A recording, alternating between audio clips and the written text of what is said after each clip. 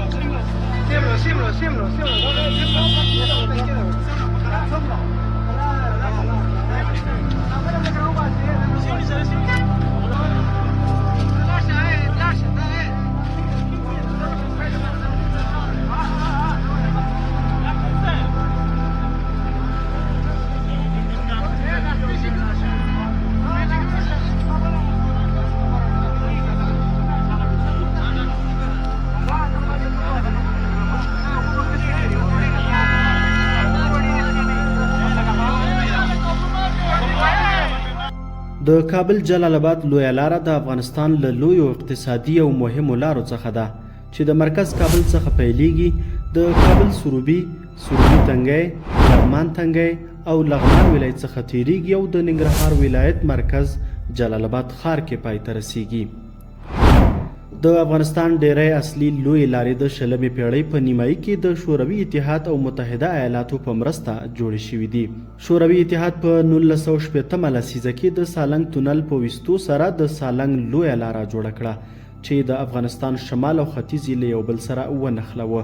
په ورته مهال د افغانستان د مهمو ښارونو هرات، مزار شریف، لښکرګاه، کندهار، غزني، کابل او جلال آباد نښلوونکې لویه لار چې د کوزې پښتونخوا له لویو لارو سره هم وصلېږي جوړه کړه چې د وخت په تېرېدو سره څو ځله دا لاره خرابه شوې او بیا رغول شوې ده.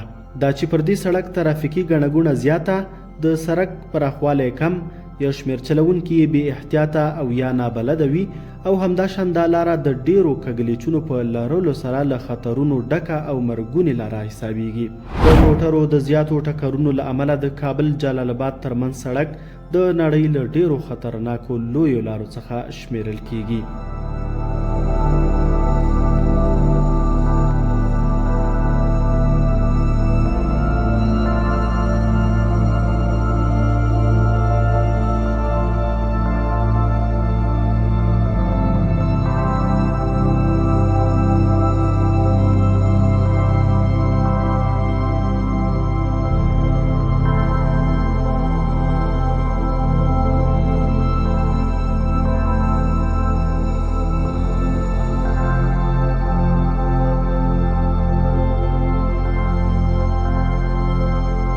موقتی او دایمي حل لارې.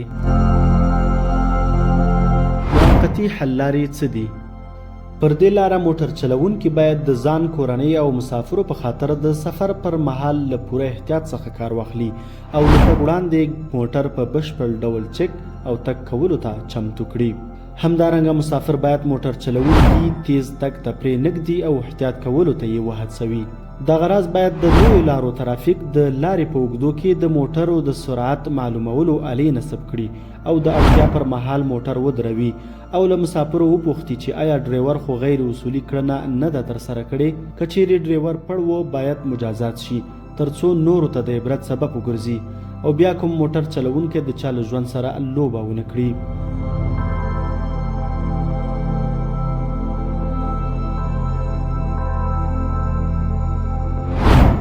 دایمي حل لاره څه ده؟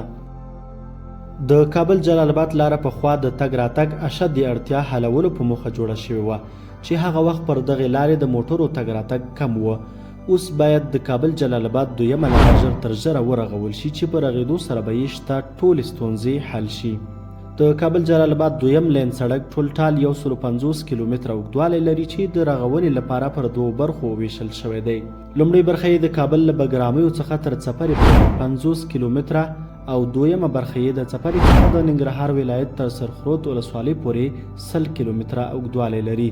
چې له ډلې یې د لومړۍ برخې 32 کیلومتره او د دویمې برخې 33 کیلومتره سړک بشپړ شوی او ترمنځ یې د 85 کیلومتره په اوږدوالي سره د سړک او پلونو جوړولو سروې ترسره شوې، خو کار پرې نه دی پیل شوی.